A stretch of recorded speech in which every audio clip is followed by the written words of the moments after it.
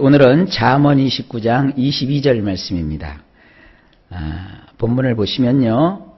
노하는 자는 다툼을 일으키고 성내는 자는 범죄함이 많으니라.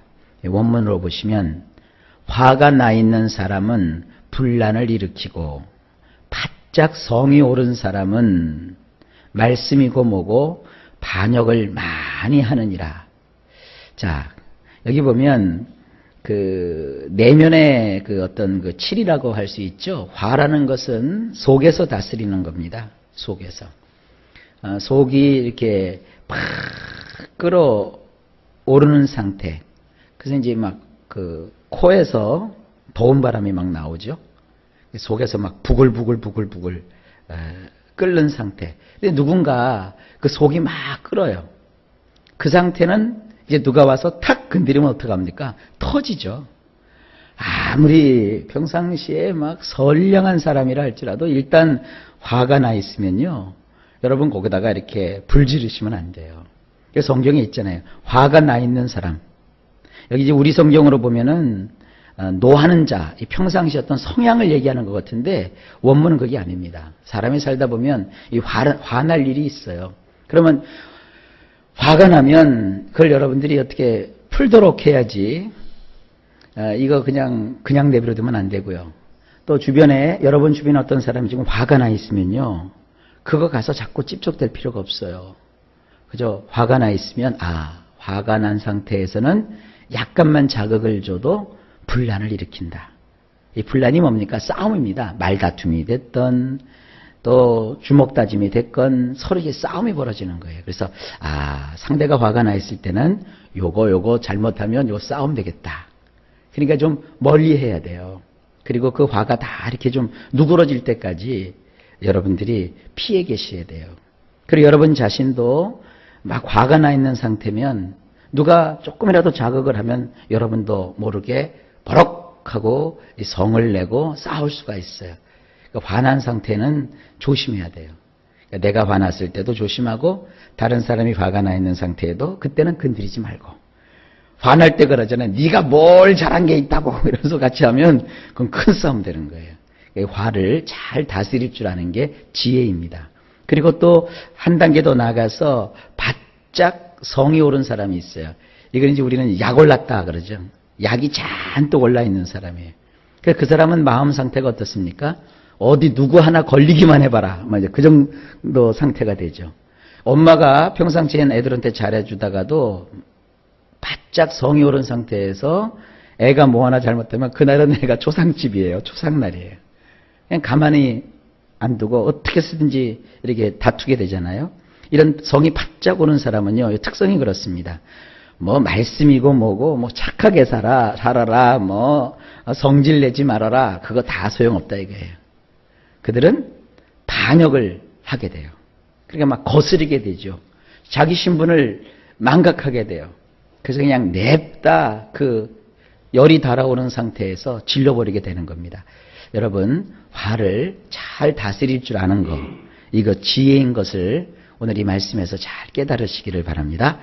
자, 그 다음에 23절 사람이 교만하면 낮아지게 되겠고 마음이 겸손하면 영예를 얻으리라. 원문이 이렇습니다. 교만한 사람은 낮아지게 되지만 낮아진 마음을 가진 자는 영광을 거머쥐게 되느니라. 여기 이제 원문에 보게 되면 낮아지다라는 말이 2번 나와요. 이 교만한 사람은 낮아질 수밖에 없어요. 교만하면 사람들이요 그 사람 말을 안 들어요. 교만한 사람은요 사람들이 뒤에서 무시해요. 그래서 자기 자신이 굉장히 낮은 가난한 처지가 되지 않아도 교만한 사람은 주변에 그 사람이 가진 무슨 돈이나 또 그 사람이 가진 어떤 권력 때문에 그 앞에서 굽실굽실 해주는 것 같아도 뒤돌아서서는 다 그 사람을 욕해요. 그러니까 이 교만한 사람은 낮아지게 되어 있어요. 그러나 반면에 낮아진 마음을 가진 사람은 사람들이 그를 높여줘요. 그러니까 우리는 스스로는 항상 낮은 마음을 가져야 돼요. 자, 예를 한번 들어봅시다. 제가 이제 설교자잖아요. 다른 사람 얘기 들을 필요 없어요. 설교자인데 제가 성도들한테 보시오 성도님들 나는 신학을 많이 공부했고 성경 지식이 많고 나는 뭐 원어에 능통하고 나는 인간관계를 잘하고 나는 얼마나 훌륭한 목사입니까? 내가 기도를 얼마나 하는지 몰라요. 나 같은 목사 있으면 나와보라 그래요. 그래 여러분들이 볼 때 야 훌륭한 목사입니다. 그래요? 꼴값한다. 안 그러겠습니까? 그런데 제가 저 자신을 낮추고 정말 진심으로 낮추고 내가 공부를 하면 할수록 나보다 더 훌륭한 분들이 많고 내가 설교를 하면 할수록 부족함을 많이 느끼고 그러니 성도 여러분 저로 하나님의 뜻을 온전히 이룰 수 있도록 위해서 기도해 주십시오. 저는 부족한 점이 많은 사람입니다. 저는 참 허물진 백성입니다. 늘 저를 위해서 빼놓지 말고 기도해 주시면 고맙겠습니다. 그러면 여러분들은 어떻게 반응하겠어요? 어떻게 반응할지는 뭐 알아서 하시고요. 그러니까 늘 목사의 마음은 낮아진 데 있는 거예요. 늘 내 마음이 낮추고 내 자신을 겸비하게 갖출 때 나를 존경해 주고 사람들이 정말 따라주는 거죠. 내가 최고다. 내가 제일 훌륭하다. 내가 제일 잘났다 그러면 사람들이 뭐라고 그래요? 네 팔뚝 굽다. 그러고 끝내버리잖아요. 그러니까 여러분 우리 낮아진 마음을 오늘도 가집시다. 나를 낮춘다고 해서 내가 무시당하는 거 아닙니다. 자, 그 다음 24절 도둑과 짝하는 자는 자기의 영혼을 미워하는 자라. 그는 저주를 들어도 진술하지 아니하느니라.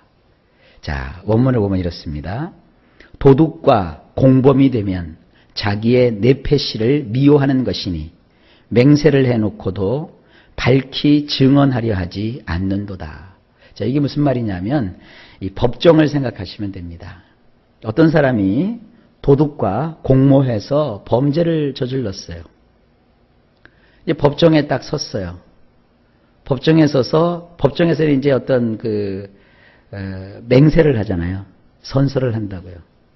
법정에서 선서를 했으면 진실만을 말해야 되는데 그렇게 맹세를 해놓고도 자기 마음에 찔리니까 내가 진실을 얘기하면 저 도둑놈과 같은 짓을 했다는 것이 드러나니까 밝히 증언하려 하지 않는다는 거예요. 그러니까 뭐예요? 사람은요 평상시에 옆에 누구와 함께 지내느냐가 참 중요해요.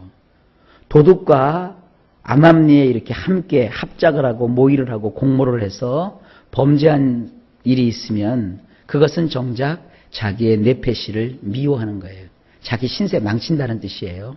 뇌패시라는 말은 보이는 부분과 보이지 않는 부분을 다 가리켜서 뇌패시라고 했죠. 우리 성경에는 그냥 영혼이라고 번역을 해놨는데 하여간 저는 사실은 이게 그냥 내 마음대로 막 번역할 수 있다 그러면 신세 망친다 이렇게 표현하고 싶어요. 도둑과 공범이 되면 신세를 망치는 거예요.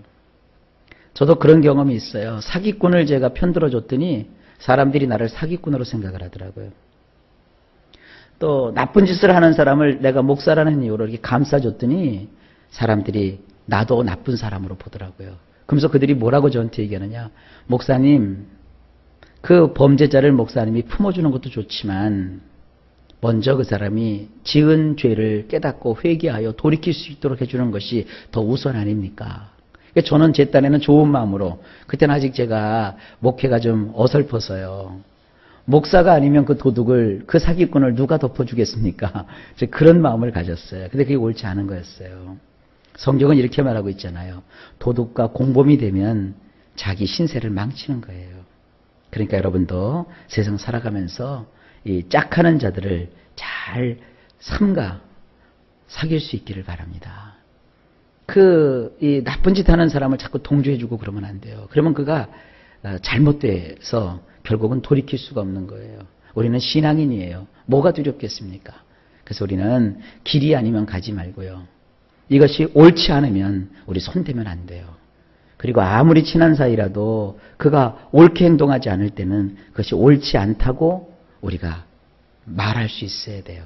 이것이 우리 영혼을 살리고 우리 인생을 살리는 길인 것을 아시기 바랍니다. 이거 지혜롭게 잘 생각하실 수 있기를 바랍니다. 자, 그 다음에 25절입니다. 사람을 두려워하면 올무에 걸리게 되거니와 여호와를 의지하는 자는 안전하리라. 아멘.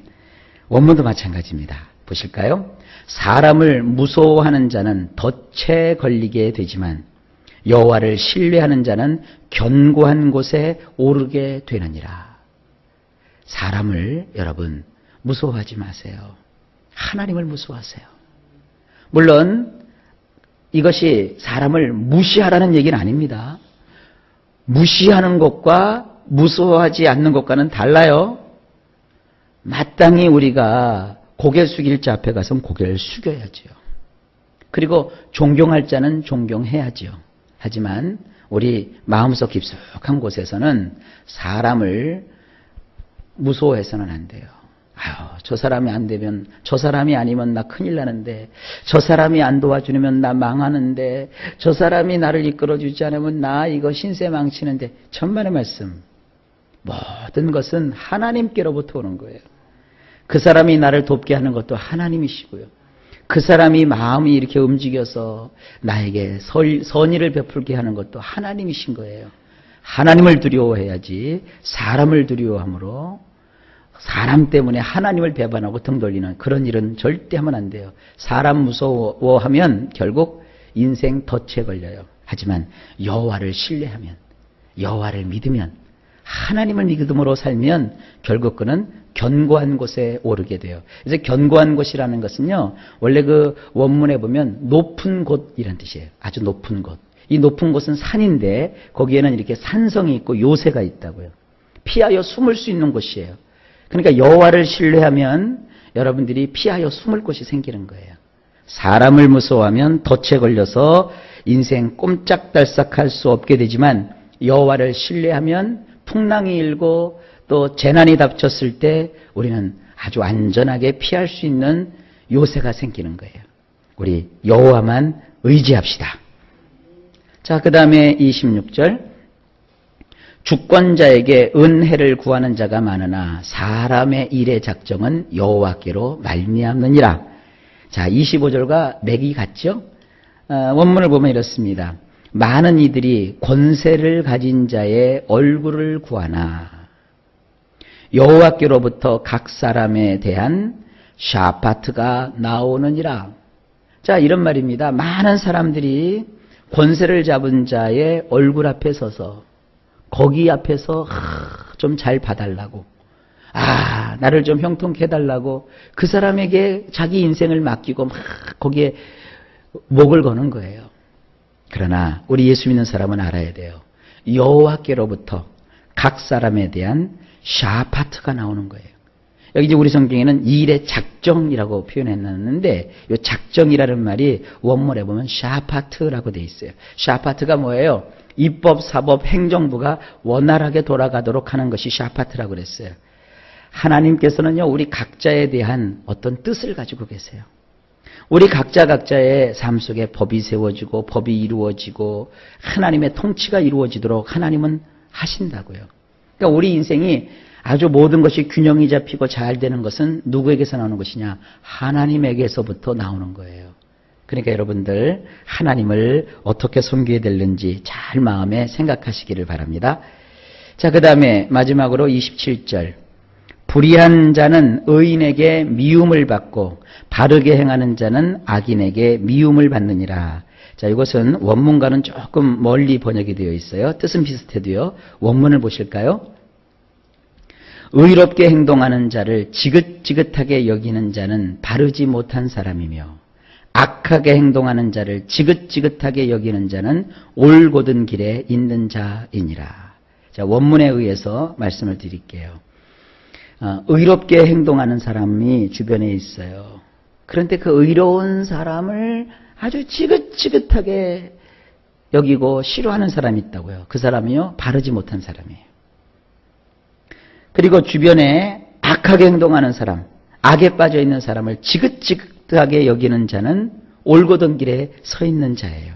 그러니까 여러분들 물어보나 마나죠. 우리는 올곧은 길에 서서 행해야 되지 않겠어요? 올곧은 길로 가는 사람은요, 악과 선을 구별할 줄 알아요. 저 사람은 저거 행동이 악해. 저렇게 하면 안 되는데, 인간관계도 저러면 안 되고, 목사님에 대해서, 교회에 대해서 저러면 안 되는데, 저 사람 옳지 않아. 저것은 하나님의 사람으로서 마땅한 길이 아니야. 아이고, 저렇게 하면 안 되는데. 이런 사람은 올곧은 사람이에요. 그런데 또 다른 사람은 아이고 그 사람이 뭐가 잘못됐어? 네가 잘못됐지. 말씀대로 살고 기도하면서 산다고 다야? 저 사람 봐 얼마나 인간성이 좋은데 저 사람 말이지 얼마나 수완이 좋은데 나는 저 사람이 더 좋아. 이 사람은 바르지 못한 사람이에요. 여러분 우리는 올곧은 길에 서서 살아가는 자가 돼야지 이 바르지 못한 길에 서서 의로운 자를 향하여 어떠한 옳지 않은 행동을 하는 자가 되어서는 절대로 안 됩니다. 바랍니다. 교회나 세상이나 국가나 이 온 세상이나 할 것 없이 의로운 자, 올곧게 사는 자가 많아지기를 바랍니다. 저도 그렇고 여러분도 그렇고 우리는 의롭게 행동하는 자를 소중히 여길 줄 알고 악하게 행동하는 자를 지긋지긋하게 여길 줄 아는 그런 마음을 꼭 가지실 수 있길 바랍니다. 이것이 뭐냐? 지혜입니다. 자, 오늘도 하루가 시작되었습니다. 일마다 때마다 평강을 주시고 여러분들의 범사에 하나님이 함께 하셔서 형통하게 되시기를 예수님의 이름으로 간절히 축복합니다.